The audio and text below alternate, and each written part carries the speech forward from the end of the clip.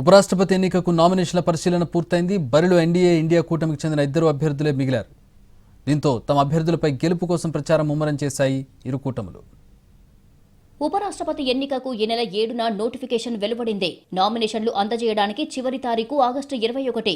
August 22వ తేదీన నామినేషన్ల పరిశీలన జరిగింది. మొత్తం 46 మంది నామినేషన్లు వేశారు. 68 నామినేషన్ పత్రాలు దాఖలయ్యాయి.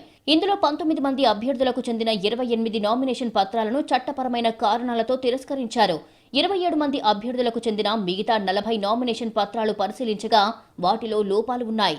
కొన్ని నామినేషన్లు ఉపరాష్ట్రపతి ఎన్నికల చట్టం నిబంధనల ప్రకారం లేవు. దీంతో వాటిని కూడా తిరస్కరించారు. చివరికి ఎన్డీఏ, ఇండియా కూటమి అభ్యర్థుల నామినేషన్లు మాత్రమే చెల్లుబాటయ్యాయి. ఎన్డీఏ అభ్యర్థి సిపి రాధాకృష్ణన్, విపక్ష అభ్యర్థి బి సుదర్శన్ రెడ్డి చెరో 4 సెట్ల నామినేషన్ పత్రాలు దాఖలు చేశారు. అవన్నీ సక్రమంగా ఉన్నాయి.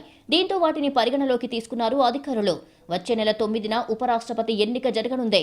ఆ రోజు రాజ్యసభ, లోక్సభ సభ్యులతో కూడిన ఎలక్టోరల్ కాలేజీ 17వ ఉపరాష్ట్రపతిని ఎన్నుకోనుంది.